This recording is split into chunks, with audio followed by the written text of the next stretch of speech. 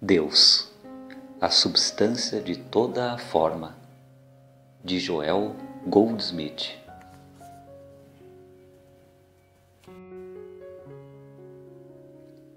Capítulo 3. A consciência individual como lei. Isto diz o Senhor: não se glorie o sábio no seu saber, nem se glorie o forte na sua força, nem se glorie o rico nas suas riquezas. Porém, aquele que se gloria, glorie-se em me conhecer e em saber que eu sou o Senhor, que exerço a misericórdia, a equidade e a justiça sobre a terra. Jeremias 9, 23, 24. Esta citação de Jeremias pode ser transportada à nossa vida prática. Não devemos nos gloriar no mundo dos efeitos, caso o efeito apareça para nós como pessoa, lugar, circunstância, condição ou coisa, pois a substância ou realidade não se encontra em nenhum efeito.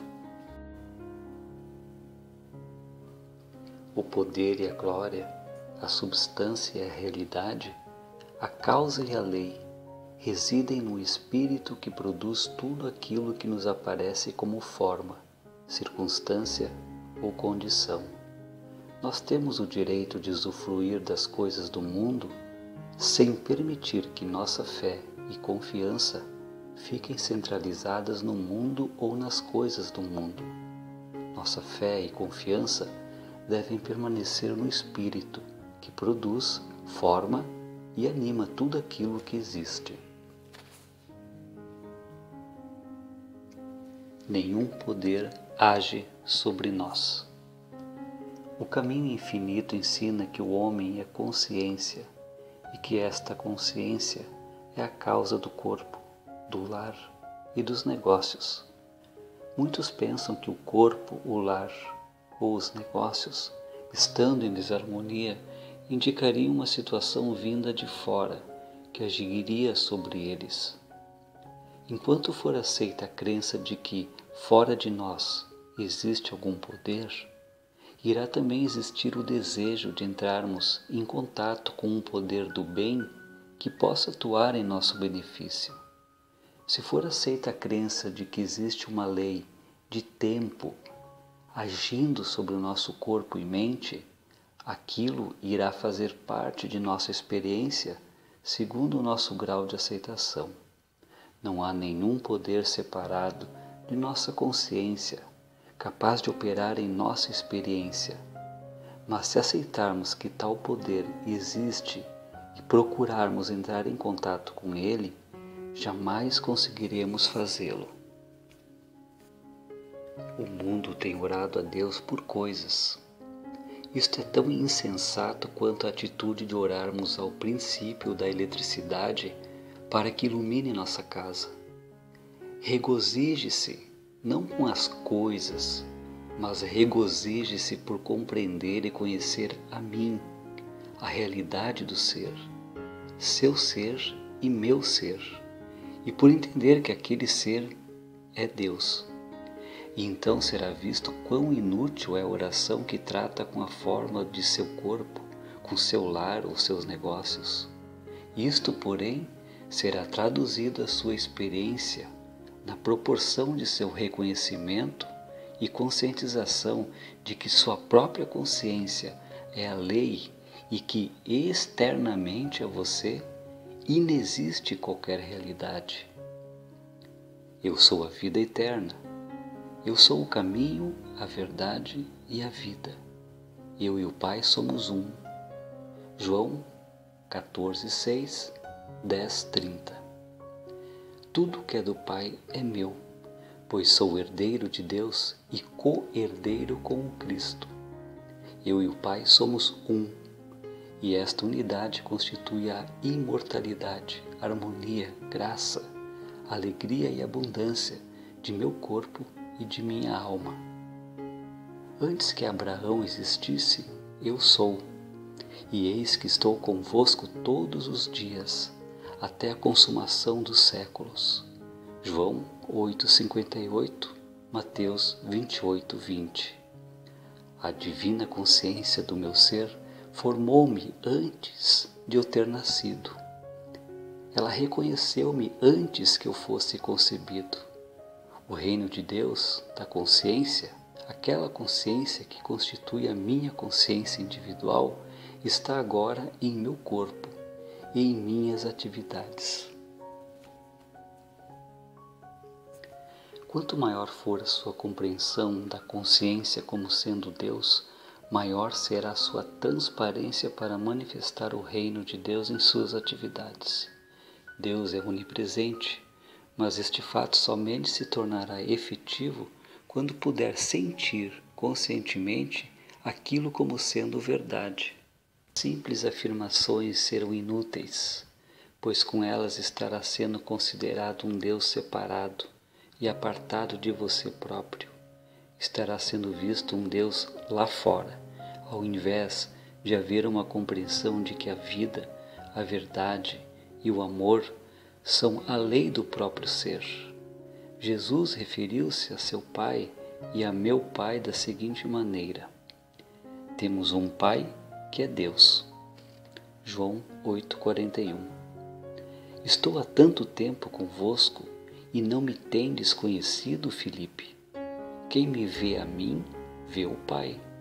João 14,9. O reino de Deus está entre vós. Lucas 14:21. E fará maiores obras do que estas. João 14:12.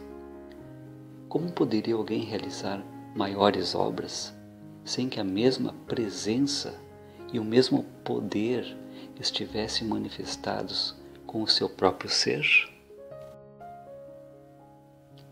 Não há poder separado da consciência. A cura espiritual se realiza através do silêncio divino e não por meio de nossos pensamentos. Quando você se defrontar com algum pecado, doença, falta ou limitação, observe se de imediato você começa a lutar com aquilo mentalmente. Em caso positivo, o fato de você ficar negando-o será prova de que, de alguma maneira, você estará acreditando em sua realidade. Desse modo, você se tornará uma vítima em conformidade com seu grau de aceitação. Se a natureza da ilusão for conhecida, você não mais necessitará levantar seguidos protestos contra ela. É muito simples alguém sair dizendo: não sou doente. Se um homem é rico, não ficará afirmando: eu não sou pobre. Quando uma pessoa sai a declarar que não está doente, podemos saber que ela não está se sentindo muito bem e julga que sua saúde integral será obtida com o emprego de tal declaração. O mesmo ocorre quando você diz para alguém não estar passando bem e recebe como resposta o seguinte clichê: isto não é verdade. Caso houvesse, de fato, uma consciência interna de que aquilo não fosse verdadeiro, nem seria preciso chegar a afirmá-lo. A ilusão, sendo meramente uma crença universal, é irreal. Ela é dissolvida pelo poder do silêncio. Tanto as negações como as afirmações, por certo tempo, têm sua função, até que nos tornemos receptivos à verdade do ser.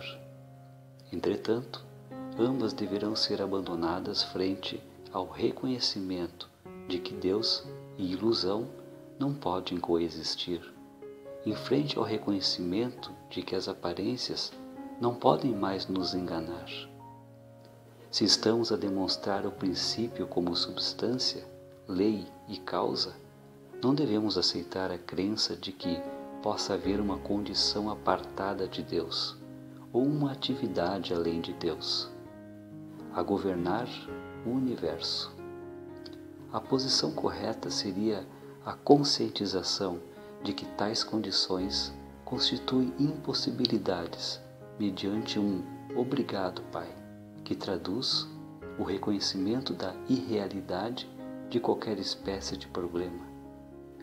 O estado de consciência que não odeia e nem teme alguma aparência constitui a consciência curadora. Além disso, somente esta consciência será capaz de dizer: qual é o seu impedimento? Levante-se e ande. Não existe poder algum apartado da consciência do seu próprio ser. No tanque de Betesda, os doentes e os aleijados permaneciam à espera da ação de um poder que fosse separado e apartado deles mesmos, e que pudesse vir e agir sobre eles. Mas se tivessem percebido que todo o poder está dentro do próprio ser, teriam se dirigido ao poder da própria consciência, e com tal conscientização não necessitariam mais do tanque. Enquanto estivermos acreditando na existência de um poder capaz de atuar sobre nós e separado do poder da nossa própria consciência, nós também estaremos no tanque de Betesda, esperando o movimento das águas, tendo de esperar por 38 anos, como fizeram alguns, antes que alguém de consciência iluminada apareça para nos tirar dele. Não é preciso aguardar por uma liberação integral. O necessário e importante é que nos ergamos o quanto for possível para o momento, mesmo que aquilo nos pareça muito pouco ainda. Devemos nos empenhar continuamente para conseguir o domínio disto e assim, gradativamente, a casca da crença será rompida. A crença na existência do poder do mal capaz de agir sobre nós. A única ação que há é a mente-ação. Se neste instante pudermos movimentar apenas um dedo, vamos então movimentá-lo, conscientizando que o poder e o domínio sempre estão no Espírito de Deus, na consciência e nunca no efeito. Mantendo essa atitude de aceitar somente este poder único e nunca separado de nossa própria consciência, aos poucos chegaremos à compreensão. Eu sou a vida, eu sou a verdade, eu sou o poder em si. A idolatria vem a ser a crença de que existe um poder no efeito. É a fé naquilo que possui forma, e até de que o que está aparecendo como coisa externa possui em si algum poder. O mais importante que devemos conhecer é que somos a causa e não o efeito, e que a totalidade de Deus aparece como o nosso ser. Num sentido material, não podemos ter 40 bilhões de tudos, mas num sentido espiritual, a totalidade pode até ser multiplicada pelo infinito. Por exemplo, o indivíduo poderá ser totalmente honesto e nem por isso irá privar o seu próximo da honestidade. Alguém poderá ser 100% leal e sincero e mesmo assim não privará os demais de apresentar estas qualidades. A totalidade de Deus está se manifestando individualmente, como você e eu. Toda a saúde, toda a riqueza, toda a paz, todo o domínio. O que é verdadeiro com relação a mim e a você, deve ser verdadeiro para todo o restante do mundo. A verdade, para ser legítima, deve ser universal. Portanto, como a vida é Deus e Deus é a minha e a sua vida, deve ser também a vida de todos.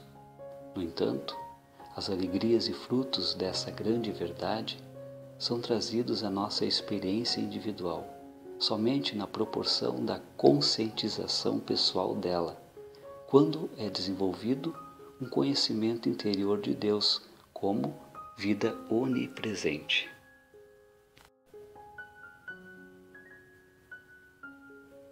Não há poder no efeito. Como consciência individual infinita, cada um de nós é um mundo em relação a si mesmo e cada um precisa se encontrar como sendo a lei da vida sobre a própria existência, o reino do seu próprio ser. Nada existe separadamente da consciência. O poder encontra-se na consciência que produz o efeito e não no efeito em si. Somente enquanto acreditarmos estar o poder no efeito é que continuaremos desejando demonstrar coisas. Em 1948 veio um chamado para que eu fosse ao Havaí. Pedido de ajuda era o aparente motivo para que eu fizesse a viagem, mas, pela maneira como ela se desenvolveu, a ajuda serviu de isca, pois ocupou apenas uma pequena parcela da minha ida. Entre outras coisas, surgiu a oportunidade para que eu encontrasse um dos dirigentes do Havaí, que falou-me das dificuldades que seu povo vinha encontrando durante a depressão e da forma com que eles se reuniam na tentativa de redescobrir o princípio envolvido das demonstrações realizadas pelas tribos primitivas. Certo dia, ao fazer ponderações sobre esta questão, veio-lhe a ideia de que se ele tivesse na água, se afogando e conseguisse aproximar-se de uma jangada e se segurasse firmemente a ela, ele seria salvo. Assim, ele pensou: imagine se em vez da jangada eu segurasse somente um punhado de folhas? Com aquela ideia veio a conscientização de que o mesmo espírito presente na jangada também estava presente nas folhas e que aquele espírito que o sustentaria não se encontrava nem na jangada e nem nas folhas em si, mas encontrava-se no espírito em si. Você compreender este ponto, irá notar que o poder, a substância e a vida nunca estão no efeito, mas sempre estão no espírito em si, a lei que produz o efeito. Uma vez notado que o suprimento não está em nenhum efeito, mas sim no espírito, teremos o segredo de Jesus da multiplicação de pães e peixes. E então será visto que o mesmo espírito sustentador se faz presente tanto em dólar quanto em 1 milhão. Quando estava na cadeia, João Batista ficou a pensar se o Mestre realmente era o Cristo e enviou-lhe a pergunta: és tu aquele que havia de vir? Mateus 11:3. Ao que Jesus respondeu: ide e anunciai a João as coisas que ouvis e vedes. Os cegos vêm e os coxos andam. Os leprosos são limpos e os surdos ouvem. Os mortos são ressuscitados e aos pobres é anunciado o Evangelho. E bem-aventurado é aquele que se não escandalizar em mim. Mateus 11:4, 6. Se o princípio que realiza os milagres não for percebido, a verdade real estará perdida. E se você não perceber o princípio que realiza suas curas, nada irá receber além de um alívio temporário. É preciso que você compreenda que não é a jangada que o sustém, mas sim o Espírito de Deus aparecendo como jangada.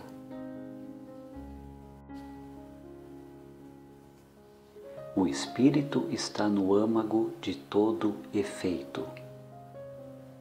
Ed Rickenbacker provou este princípio quando foi capaz de sentar-se quietamente, sem mesmo dizer o que sabia aos seus amigos no barco, e teve seu alimento voando em sua direção, peixe pulando para o barco e a chuva caindo de um céu sem nuvens.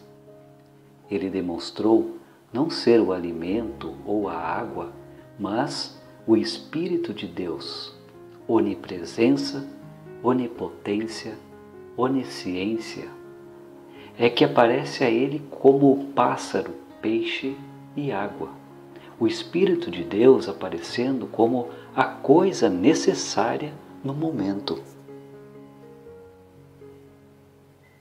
Nunca volte a olhar para o mundo ou para coisas achando estar necessitando de algo. É o onipresente Espírito de Deus que supre a necessidade. E se for preciso que apareça como dinheiro, aparecerá. Se for na forma de alimento, saúde, lar ou companhia, aparecerá. A forma não faz nenhuma diferença, desde que exista a consciência de que a substância da forma é espírito. A substância de toda forma é espírito. E o espírito é onipresente, como cada um de nós, apenas aguardando o nosso reconhecimento. Deus é onipresente, mas Deus deve ser reconhecido, pois é o consciente reconhecimento do Espírito de Deus, que faz com que Ele se torne manifesto na forma necessária para o momento. Uma vez de posse da conscientização de que Deus, Espírito, é a consciência do ser individual e que nada existe separado dessa consciência, notaremos que somos sustidos pelo Espírito de Deus presente nas folhas ou na jangada, que o Espírito de Deus na moeda é que pagaria a nossa passagem para algum lugar do mundo, que o Espírito de Deus nos pães e peixes é que alimentaria 5.000 pessoas. Devemos começar a perceber que o suprimento não está no dinheiro, mas no Espírito de Deus que o produz. Isso nunca deve ser esquecido. Não devemos colocar nossa dependência em dinheiro ou ações, mas sempre no Espírito de Deus que o conduz até nós. Se perdêssemos tudo que possuímos num único sopro, aquele mesmo Espírito poderia produzi-lo novamente para nós. Enquanto não nos tornarmos unos com o Espírito de Deus, aparecendo como efeito, a ponto de nunca mais sermos tentados a acreditar que o poder está no efeito, não encontraremos o Espírito de Deus operando em nossa experiência e permaneceremos sob as flutuações do plano humano, tendo muito hoje e nada amanhã. Até que haja uma consciência e reconhecimento do Espírito de Deus como a substância, poder e lei de todo efeito, será como se o Espírito de Deus não existisse.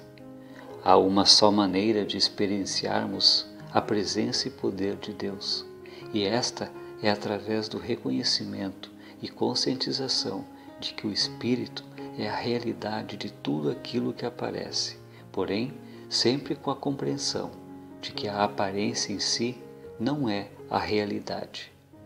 O interesse pelo efeito persiste somente enquanto houver a crença de que o poder, a lei e a realidade estejam no efeito.